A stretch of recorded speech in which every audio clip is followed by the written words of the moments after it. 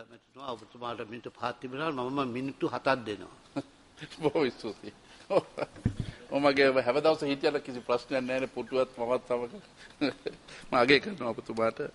මේ අවස්ථාවේදී මම ප්‍රථමයෙන්ම මගේ ස්තුතිය පුද කරන්න කැමතියි මේ එරාන් වික්‍රරත්න මන්ත්‍රීතුමාටත් ඔබ මූලාසනයේ හොබන අසුව මැතිතුමාටත් සුමන්දිරන් මන්ත්‍රීතුමාටත් අජිත් පෙරේරා මන්ත්‍රීතුමාටත් වාසුදේව නානක්කාර ඇමතිතුමාටත් අජිත් කුමාර මන්ත්‍රීතුමාටත් යෝගරාජන් මන්ත්‍රීතුමාටත් නියෝජ්‍ය ඇමති විජය දහනක මන්ත්‍රීතුමාටත් මෙවැනි අදහස් අපේ මේ යෝජනාවට ඉදිරිපත් කිරීම සම්බන්ධයෙන් මගේ මේ යෝජනාව වූයේ හෙට දින ශ්‍රී ලංකා අනන්‍යතාවයක් ඇති කරලා ඒ ඊටමත් ශක්තිමත් ශ්‍රී ලංකා අනන්‍යතාවය තුළින් අපේ තියෙන දුර්වලතා මගහැරලා ඉදිරියට කටයුතු කිරීම. මේකෙන් පොඩි කෑලි අවශ්‍යගෙන ඒකෙන් මේක සැබෑ අර්ථයක්ද මොකද්ද මේ ගේන්න හදන්නේ කියන එක නෙමෙයි මගේ මේකෙන් අවශ්‍ය වුණේ. අප මෙතන කතා කරන අවස්ථාවේදී මතක තියාගන්න අවශ්‍යයි සිංහල දෙමළ මුස්ලිම් බර්ගර් මෙරේ මේ කිව්වා අපේ අසවර්මන්තුමා කෙරලයිට් වෙන්න පුළුවන්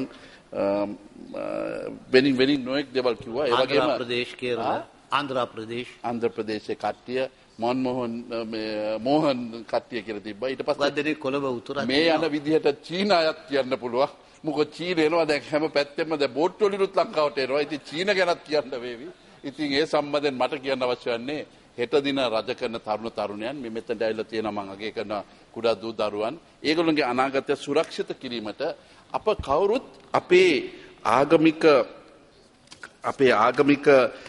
සම්ප්‍රදාය නැත්නම් සංස්කෘතික වෙනස්කම් යටපත් කිරීම නෙමෙයි මේකේ අදහස. නමුත් අන්තිමට අපි සියලු දෙනාම ශ්‍රී ලාංකිකයන් වශයෙන් පිට කතා කරන්න අවශ්‍යයි. දැන් ශ්‍රී ලංකන් ක්‍රිකට් ටීම් එකේ කැප්ටන් කියන්නේ මම සිංහල, ඇන්ජලෝ මැතිව් කියන්නේ මම වෙනම එක්කන. අපි ශ්‍රී ලංකන් ක්‍රිකට් ටීම් එක. අන්න ඒ වගේ කතා කිරීමක් තමයි අවශ්‍ය වන්නේ. ඇමතුමා කිව්ව විදිහට මම කැමතියි මම සිංහල වෙනින් එක්කෙනෙක් ඒක අපි ආඩම්බරයි. ඒක කිසි ප්‍රශ්නයක් නැහැ. නමුත් ඒ සියලු දෙනාම එකතු වුණාම රටක් ඇතුලේ ඒක ශ්‍රී ලාංකික අනන්‍යතාවය. ඒක තමයි අපි මේ කතා කරන්නේ. දැන් මම ඊටම ආඩම්බරෙන් කියන්නේ මම සිංහල, මම කතෝලික, මම බැඳලා ඉන්නේ මුස්ලිම් මලේ කෙනෙක්ට, මගේ ව්‍යාපාරයේ ලෝකයේ සිටින මැනේජර් ඩිරෙක්ටර් දෙමළ. අන්න ඒක තමයි මම ශ්‍රී ලංකා අනන්‍යතාවයක් ලෙස සලකන්නේ. මේකට අපි හැංගි හොරා බය වෙන්න ඕනේ. බලන්න ඉන්දියාවේ අගමැති ඉන්නේ සීක් කෙනෙක්. ඒකේ ජනාධිපති වශයෙන් හිටියේ බෞද්ධ පුද්ගලයෙක්. ඒ වගේම මේ යුද හමුදා පොති හිටියේ එදා ඒකේ හිටියේ මේ කතෝලිකයෙක්. ඉතින් ඒ සම්බන්ධයෙන් කවුරුත් කිව්වේ නැහැ ඉන්දියාවේ 70% ඉන්නේ හින්දු නිසා ඒ වගේ වෙන්න ඕනේ කියලා. නෑ. එහෙම හිතුවන ඇමරිකාවේ ඔබාමා කොහොමද ජනාධිපති වෙන්නේ? මේ කළු පුද්ගලෙක් වශයෙන් 118 ඉන්නේ ඇමරිකාවේ. හැම ඇමරිකන් එක්කෙනෙම හිටියනම් මම I am a black. So as a result, I'm sorry, I'm a white. I should not elect a black. Obama won't be president. But even do all the world turmoil today, you still have a president called Obama. So that is a rich culture that they basically say, that they're trying to enrich and foster. So I myself is trying to basically say that's the way we are going to think forward. A Singaporean will probably say he's Singaporean. He is a Chinese for sure. He may be a Malay for sure. He may be a Tamil. But at the end of the day, he gets a tag of a Singaporean. Now that is nothing wrong. That is what we are saying. That is why when Honorable also mentioned, I basically remembered the origin when we got the independence, where D.S. Senaga thanked his Muslims, thanked his Tamils, and said, we are all together getting the Sri Lankans what we deserve. Basically the sense of lack of, I would say, the genuineness. You basically have to blame the capitalists, you have got to blame the British, you have got to, no, let's stop this parochial thinking of this. You basically, in that case, you must be going in a bullock cart, not in a car. Right? You as a minister.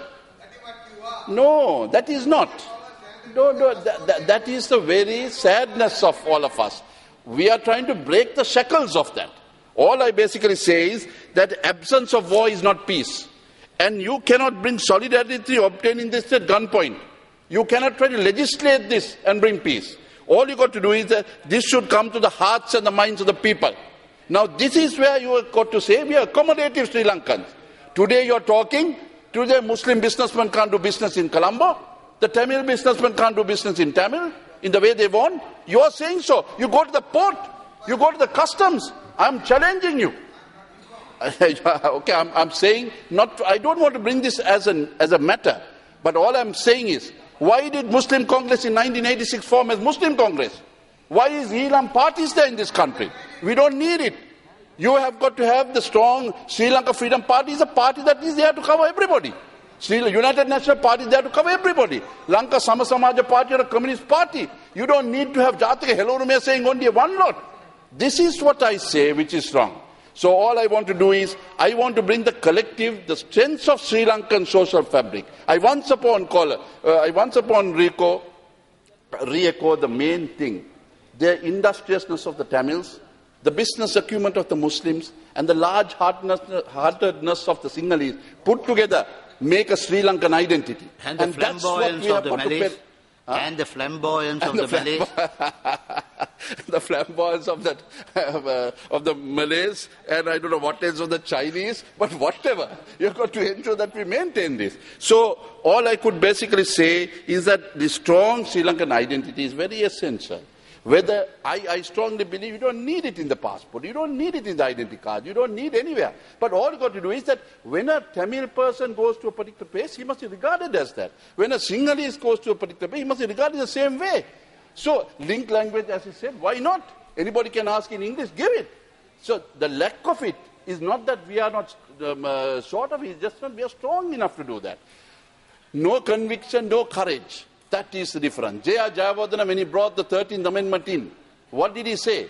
When a media person posed a question, he said, this is too little, too late. Why didn't you do it? I didn't have the conviction, nor did I have the courage. Now, paying the price for that. Now, also, this is in no way giving a license to the Tamil or the Muslims to take undue advantage of this. Now, I was pretty surprised with my honourable colleague, Mr. Sumandra, who saying, as if we have done an error. No. If we have together, we have done that error. They also have not done in the correct spirit. We also have not responded in the correct spirit.